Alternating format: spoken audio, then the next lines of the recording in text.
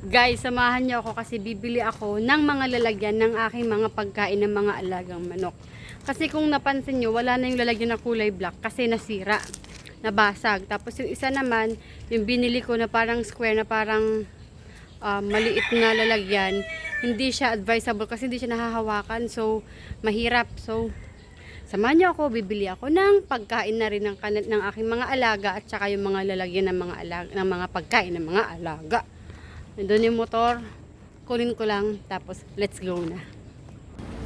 At nandito na nga ako, nagpipili ako ng magandang kulay para sa aking mga alaga. Syempre, meron pang kulay-kulay na yan para mas magandang tingnan, diba guys? So, next naman is bibili na ako ng mga pagkain ng mga manok. Kaya, let's go! Dalawang saksa. Baliktad ko na pala. Tatlo na. Tapos, yung tatlo na ba? Yung kulay yan. Tatlo din. Tatlo din.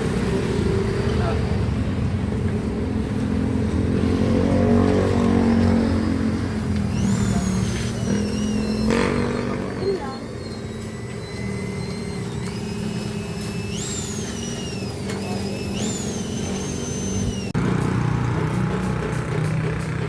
Dito guys, bibili na ako ng pagkain ng mag-asawa. Pagkain nila Otlum at saka ni Buttercup. Tapos bibili na rin ako pagkain nila Sky at ng iba pa. At saka bumili na rin ako dito ng pagkain ng mga bibi kasi meron kaming maliliit na mga bibi.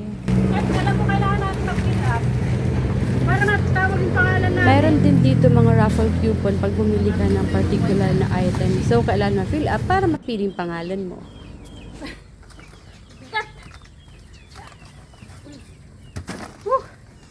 So, ito yung pinamili ko na.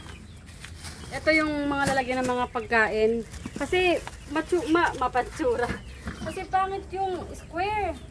Nahirap silang bitbitin. Ngayon, ito yung napili ko. O, diba? Pak! Ito pang scrub. Ito, yan. Kulay. Tapos ito naman, para sa aking mga alaga. Tada! Saka, successor. Ang dami to. Ang dami.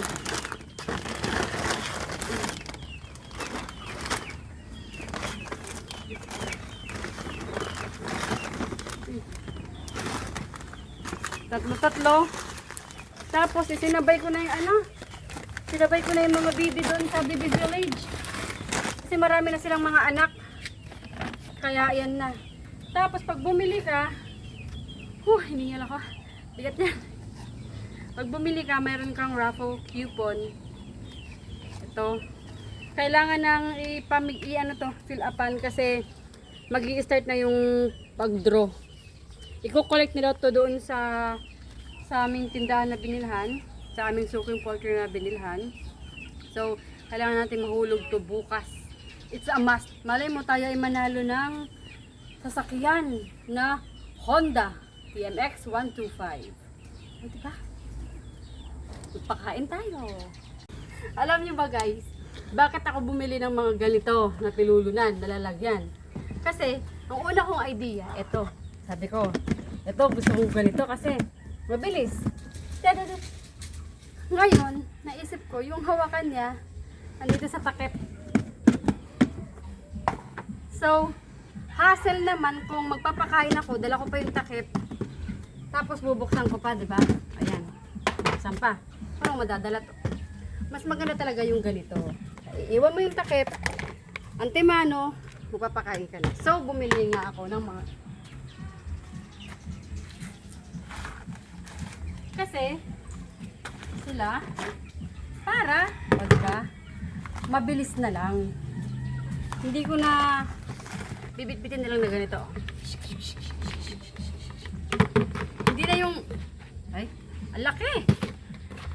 Napaka-inconvenient. Tingnan yung pagkakaiba ha. Ganyan.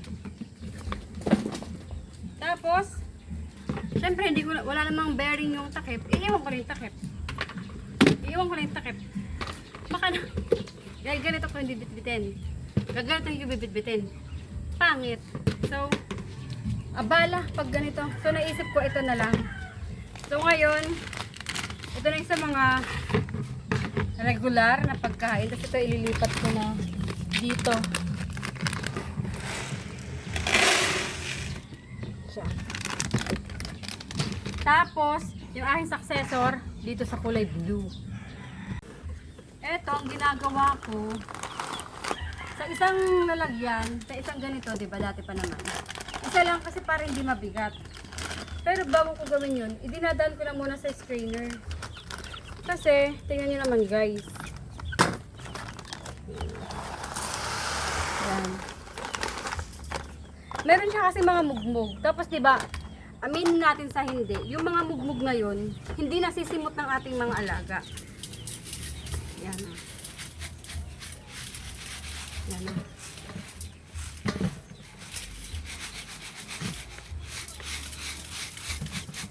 Tapos yan, ipapakain ko naman yan sa mga bibe. So, walang sayang. Yung mga mugbog na yan, walang sayang o. Yan.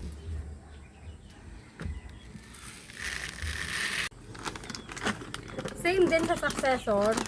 Gagawin ko.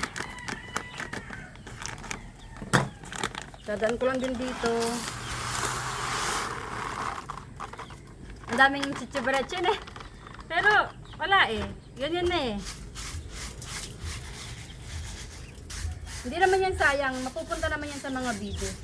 Yung mga bibe, mayroon na kaming mga bibe dati pa. Way back. So, successor. Here.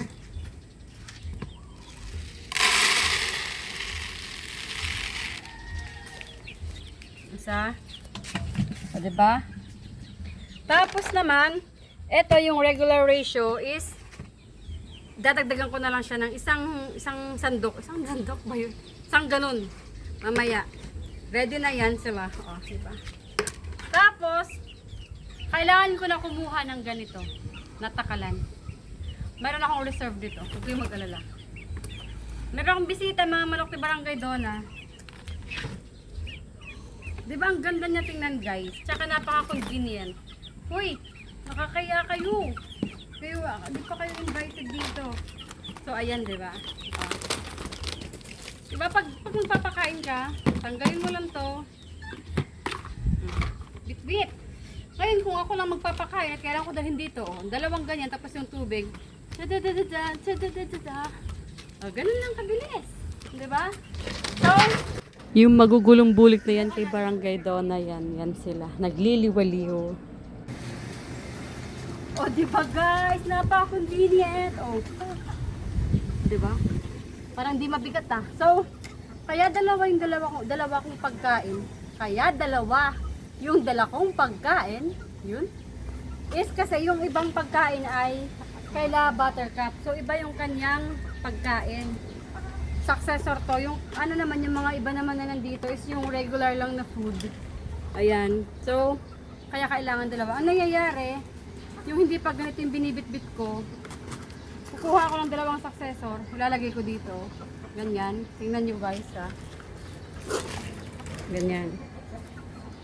Tapos ito yung bibitbitin ko papunta rito kasi tig-isa silang pagkain. Pero ngayon, carry ko na lahat. Yun ang istorya. So, ciao! Ito na ako magpapakain sa loob. Excuse me. Kanina binigyan ko na sila ng isa. Kasi nabasag yung kainan. Di pa ako nakapagdala ng pampalit. So ayun, yung isa ulit nilagay ko. Ganun naka-convenient kayo ng buhay sa pagmamanok. Wah! Bumili lang ng maliit na timba, naging convenient na lahat. Guys, kung napapansin niyo yung mga video ko ng mga bago-bagong video, meron akong pinapakain na dalawa. Nakalimutan ko ibalita sa inyo na sa akin na yung mga girls na yan. Si Miss Yu at saka si Malagandang. Kain na. Yan ang aking mga bagong alaga. Sige na. Ngayon, papayo ko sa kanilang tubig. Kailangan fresh water para mas masarap kanilang pagkain sa inumin.